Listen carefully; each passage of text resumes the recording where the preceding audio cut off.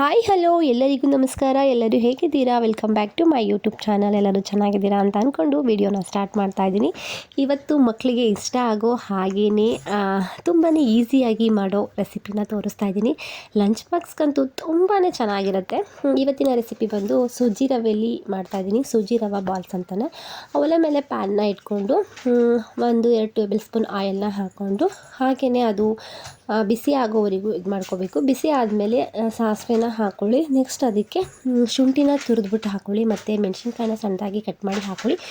ಮಕ್ಕಳಿಗೆ ಖಾರ ಬೇಡ ಅಂದರೆ ಹಾಕೊಳ್ಳೋಕೆ ಹೋಗ್ಬಿಡಿ. ನೆಕ್ಸ್ಟ್ ಇದೆಲ್ಲ ಫ್ರೈ ಆದಮೇಲೆ ಇದಕ್ಕೆ ರೆಡ್ ಚಿಲ್ಲಿ ಫ್ಲೇಕ್ಸ್ನ ಹಾಕ್ಕೊಬೇಕು. ಇದನ್ನೆಲ್ಲ ಹಾಕ್ಕೊಂಡು ಸುಮಾರು 1 ನಿಮಿಷದಷ್ಟು ಹಾಗೇ ಫ್ರೈ ಮಾಡ್ಕೊಳ್ಳೋಣ ಆಯಿಲಲ್ಲಿ. ಇದೆಲ್ಲ ಫ್ರೈ ಆಗ್ತಾ ಇದೆ ಅಂದಮೇಲೆ ಇದಕ್ಕೆ ನಾವು 1 ಲೋಟದಷ್ಟು ನೀರನ್ನ ಹಾಕ್ಕೊಳ್ಳೋಣ. ನಾವು 1 ಕಪ್ ಮಾಡ್ತಾಯಿದ್ದೀವಿ ಅಂದರೆ 1.5 ಲೋಟ ನೀರು ಬೇಕು. ನಾನು ಅರ್ಧ ಕಪ್ಪು ಇದು ಮಾಡ್ತಾಯಿದ್ದೆ ಅಷ್ಟೇ. ಆಮೇಲೆ ನೆಕ್ಸ್ಟ್ ಇದಕ್ಕೆ ಉಪ್ಪನ್ನ ಹಾಕ್ಕೊಳ್ಳಿ. ಉಪ್ಪೆಲ್ಲ ಹಾಕ್ಕೊಂಡಾದ್ಮೇಲೆ 1-2 ಕುದಿ ಬರಬೇಕಿದು. ಕುದಿ ಬಂದಾದಮೇಲೆ ಸ್ಟವ್ನ ಕಡಿಮೆ ಮಾಡ್ಕೊಳ್ಳಿ. ನೋಡಿ ಈ ಥರ ಹಾಕ್ಕೊಂಡಾದ್ಮೇಲೆ ಸ್ಟವ್ನ ಆದಷ್ಟು ಕಡಿಮೆ ಮಾಡಿಕೊಂಡು ಇದಕ್ಕೆ ರವೆನ ಹಾಕೋ ಕುದಿ ಬರಬೇಕು. ಕುದಿ ಬಂದಾದಮೇಲೆ ಇದಕ್ಕೆ ಸ್ವಲ್ಪನೇ ರವೆನ ಹಾಕ್ಕೊಂಡು ಕೆದಿಕೊಳ್ಳಿ. ರವೆ ಯಾವುದೇ ರೀತಿ ಗಂಟಾಗಬಾರ್ದು, ಆ ಥರ ಮಾಡ್ಕೊಬೇಕು. ಸೂಜಿ ರವೆನೇ ತೊಗೋಬೇಕು. ದಪ್ಪ ರವೆ ಆದರೆ ಅಷ್ಟಾಗಿ ಚೆನ್ನಾಗಿ ಬರಲ್ಲ. ಸೂಜಿ ರವೆ ಆದರೆ ತುಂಬಾ ಚೆನ್ನಾಗಿ ಬರುತ್ತೆ. ಇದೆಲ್ಲ ಆದಮೇಲೆ ಸ್ಟವ್ನ ಆಫ್ ಮಾಡಿ ಆರೋದಕ್ಕಿಡಿ. ಅದೆಲ್ಲ ಆದಮೇಲೆ ಚೆನ್ನಾಗಿ ಕೈಯಲ್ಲಿ ನಾದ್ಕೊಳ್ಳಿ. ಅದೆಲ್ಲ ಸ್ವಲ್ಪ ಗಂಟು ಇದ್ದರೆ ಎಲ್ಲ ಸರಿಯಾಗುತ್ತೆ. ನಾದ್ಕೊಂಡು ಈ ಥರ ಚಿಕ್ಕ ಚಿಕ್ಕ ಉಂಡೆಗಳಾಗಿ ಮಾಡ್ಕೊಳ್ಳೋಣ. ಎಷ್ಟಾಗುತ್ತೆ ನೋಡಿ, ನಾನು ತೊಗೊಂಡಿದ್ದೆ 1 ಕಪ್ ಅಷ್ಟು ತೊಗೊಂಡಿದ್ದೀನಿ. ಸುಮಾರು ಬಾಲ್ಸ್ಗಳಾದವು. ನೆಕ್ಸ್ಟು ಈ ಮನೆ ಸ್ಟೀಮರ್ ಇಲ್ಲ ಅಂತ ಅಂದರೆ ಈ ಥರ ಇದು ಬರುತ್ತಲ್ವ, ಚಟ್ನಿ ಕಾಳೆಲ್ಲ ಸೋಸ್ಕೊಳ್ಳೋಕ್ಕೆ ಅಂತ ಇಟ್ಕೊಂಡಿರ್ತೀವಲ್ವ, ಅದನ್ನು ಇಟ್ಕೊಂಡು ಅದರಲ್ಲೇ ಕೆಳಗಡೆ ಒಂದು ಪಾತ್ರೆ ಇಟ್ಬಿಟ್ಟು ಇದನ್ನು ಬಾಲ್ಸ್ಗಳೆಲ್ಲ ಅದರಲ್ಲಿ ಹಾಕಿ ಹಬೆಲಿ ಬೇಯಿಸ್ಕೊಬೇಕು. ಈ ಥರ ಎಲ್ಲ ಬಾಲ್ಸ್ನು ಹಾಕಿಬಿಟ್ಟು ಮೇಲೇನಾದರೂ ಮುಚ್ಚಿ ಹಬೆಲೆ ಬೇಯಿಸ್ಕೊಳ್ಳಿ. ತುಂಬಾ ಚೆನ್ನಾಗಿರುತ್ತೆ. ಇದೆಲ್ಲ ಕ್ಲೀನಾಗಿ ಬೆಂದಮೇಲೆ ಅಂಟು ಬರ್ತಿರುತ್ತಲ್ವ, ಅದು ಯಾವುದೇ ಕಾರಣಕ್ಕೂ ಅಂಟಲ್ಲ. ಆ ಥರ ಬರುತ್ತೆ. ತುಂಬಾ ಚೆನ್ನಾಗಿ ಬೇಯುತ್ತೆ. ಇದರಲ್ಲೂ ಆರಾಮಾಗಿ ಮಾಡ್ಕೊಬೋದು. ಯಾವುದೇ ರೀತಿ ಸ್ಟೀಮರ್ ಬೇಡ. ನೋಡಿ ಇವಾಗೆಲ್ಲ ಬೆಂದಿದೆ. ಇವಾಗೆಲ್ಲ ಅಂಟುತ್ತಾ ಇಲ್ಲ, ಹಿಟ್ಟೆಲ್ಲ ಅಂಟುತ್ತಾ ಇಲ್ಲ, ಅಷ್ಟು ಚೆನ್ನಾಗಿ ಬೆಂದಿದೆ. ಇವಾಗ ಇದೆಲ್ಲ ಬೆಂದಿದೆ ಕಂಪ್ಲೀಟಾಗಿ. ಇದನ್ನು ಪಕ್ಕದಲ್ಲಿ ಇಟ್ಕೊಳ್ಳೋಣ. ಮತ್ತು ಒಲೆ ಮೇಲೆ ನಾವು ಪ್ಯಾನ್ನ ಇಟ್ಕೊಂಡು ಅದಕ್ಕೆ ನಾವು 1-2 ಸ್ಪೂನಷ್ಟು ಆಯಿಲ್ನ ಹಾಕೋಣ. ಆಯಿಲ್ ಎಲ್ಲ ಬಿಸಿ ಆದಮೇಲೆ ಅದಕ್ಕೆ ನಾವು ನೋಡಿ 2 ಸ್ಪೂನಷ್ಟು ಆಯಿಲ್ನ ಹಾಕ್ಕೊತಾ ಇದ್ದೀನಿ. ಆಯಿಲ್ ಬಿಸಿ ಆದಮೇಲೆ ನಾನು ಇದಕ್ಕೆ ಸಾಸಿವೆನ ಹಾಕ್ಕೊತಾ ಇದ್ದೀನಿ. ಸಾಸಿವೆನೂ ಅಷ್ಟೇ ಚಟಪಟ ಅಂತ ಅಂದಾದಮೇಲೆ ಅದಕ್ಕೆ ನಾನು 1 ಟೇಬಲ್ ಸ್ಪೂನಷ್ಟು ನಾನು ಉದ್ದಿನಬೇಳೆನ ಹಾಕ್ಕೊತಾ ಇದ್ದೀನಿ. ಕಡಿಮೆನೇ ಹಾಕ್ಕೊಳ್ಳಿ ಉದ್ದಿನಬೇಳೆನ. ನೆಕ್ಸ್ಟ್ ಇದಕ್ಕೆ 1 ಟೇಬಲ್ ಸ್ಪೂನಷ್ಟು ನಾನು ಕಡಲೆಬೇಳೆನ ಹಾಕ್ಕೊತಾ ಇದ್ದೀನಿ. ಕಡಲೆಬೇಳೆ ಮತ್ತು ಉದ್ದಿನಬೇಳೆನ ಹಾಕ್ಕೊಂಡು ಫ್ರೈ ಮಾಡ್ಕೋಬೇಕು. ನೆಕ್ಸ್ಟ್ ಇದಕ್ಕೆ ನಾನು ಒಣಗಿದ ಮೆಣಸಿನ್ಕಾಯಿನ 1-2 ಒಣಗಿದ ಮೆಣಸಿನ್ಕಾಯಿನ ಹಾಕ್ಕೊತಾ ಇದ್ದೀನಿ. ಇದೆಲ್ಲ ಆದಮೇಲೆ ನಿಮಗೆ ಬೇಕು ಅಂತ ಹೇಳಿದ್ರೆ ಹಸಿ ಮೆಣಸಿನ್ಕಾಯಿನ ಹಾಕ್ಕೊಳ್ಳಿ. ನಾನು ಒಣಗಿದ ಮೆಣಸಿನ್ಕಾಯಿ ಹಾಕ್ಕೊತಾ ಇದ್ದೀನಿ.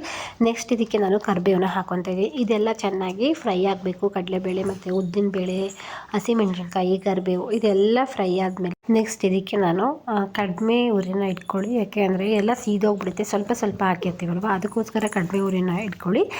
ನಾನು ಈ ರವೆ ಬಾಲ್ಸ್ ಮಾಡಿ ಇಟ್ಕೊಂಡಿದ್ದೆ ಅಲ್ವಾ, ಅದನ್ನೆಲ್ಲ ಹಾಕ್ತಾಯಿದ್ದೀನಿ. ಅದನ್ನೆಲ್ಲ ಹಾಕಿ ಚೆನ್ನಾಗಿ ಕೈ ಆಡಿಸ್ಬೇಕು. ಯಾಕೆ ಅಂತಂದರೆ ಅದು ಇಟ್ಕೊಂಡ್ಬಿಡುತ್ತೆ. ಆಯಿಲ್ ಕಡಿಮೆ ಹಾಕಿರ್ತೀವಲ್ವ, ಎಲ್ಲ ಇದಾಗ್ಬಿಡುತ್ತೆ. ಅದನ್ನೆಲ್ಲ ಚೆನ್ನಾಗಿ ಕೆದ್ಕೊತಾ ಇರಬೇಕು ಅವಾಗವಾಗ. ಅದೆಲ್ಲ ಆದಮೇಲೆ ಇದಕ್ಕೆ ನಾನು ನೆಕ್ಸ್ಟು 1 ಸ್ಪೂನಷ್ಟು ಉಪ್ಪನ್ನ ಹಾಕ್ಕೊತಾ ಇದ್ದೀನಿ. ಉಪ್ಪನ್ನ ನೋಡಿ ಹಾಕ್ಕೊಳ್ಳಿ. ಯಾಕೆ ಅಂತ ಹೇಳಿದ್ರೆ ನಾವು ಫಸ್ಟೇ ಸ್ವಲ್ಪ ರವೆನ ಮಿಕ್ಸ್ ಮಾಡ್ಕೊಬೇಕಾದ್ರೆ ಸ್ವಲ್ಪ ಉಪ್ಪನ್ನ ಹಾಕಿರ್ತೀವಿ. ಇವಾಗಲೂ ಅಷ್ಟೇ ಉಪ್ಪನ್ನ ನೋಡಿ ಹಾಕ್ಕೊಳ್ಳಿ. ನೆಕ್ಸ್ಟು ಅರಿಶಿನ ಹಾಕ್ಕೊತಾ ಇದ್ದೀನಿ. ಅದು ಅಷ್ಟೇ ಸ್ವಲ್ಪ 1 ಟೇಬಲ್ ಸ್ಪೂನಷ್ಟು ಅರಿಶಿನ ಹಾಕ್ಕೊಂಡ್ರೆ ಸಾಕು. ಅರಿಶಿನ ಹಾಕ್ಕೊಂಡಾದ್ಮೇಲೆ ಇದಕ್ಕೆ ನಾನು ಖಾರ ಮಕ್ಳಿಗಾದರೆ ಸ್ವಲ್ಪನೇ ಹಾಕ್ಕೊಳ್ಳಿ.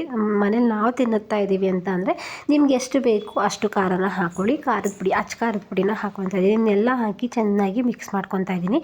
ನೋಡಿ ಈ ಥರ ಎಲ್ಲ ಮಿಕ್ಸ್ ಆಗಬೇಕು ಕ್ಲೀನಾಗಿ. ಇದನ್ನು ಸ್ವಲ್ಪ 1 ನಿಮಿಷದಷ್ಟು ಇದನ್ನು ಹಾಗೆಯೇ ಫ್ರೈ ಮಾಡ್ಕೊಳ್ಳೋಣ. ಯಾಕೆ ಅಂತ ಹೇಳಿದ್ರೆ ಉಪ್ಪು ಖಾರ ಹಾಗೆಯೇ ಇದೆಲ್ಲ ಹಾಕಿರ್ತೀವಲ್ವ, ಅದನ್ನೆಲ್ಲ ಇಟ್ಕೊಬೇಕು. ಅದಕ್ಕೆ 1 ನಿಮಿಷದಷ್ಟು ಹಾಗೆಯೇ ಫ್ರೈ ಮಾಡ್ಕೊಳ್ಳಿ. ನೋಡಿ ಕಂಪ್ಲೀಟಾಗಿ ಇವಾಗೆಲ್ಲ ಮಿಕ್ಸ್ ಆಗಿ ಫ್ರೈ ಆಗಿದೆ. ಇವಾಗ ಲಾಸ್ಟಲ್ಲಿ ಇದಕ್ಕೆ ನಾನು ಕೊತ್ತಂಬರಿ ಸೊಪ್ಪನ್ನ ಹಾಕ್ಕೊತಾ ಇದ್ದೀನಿ.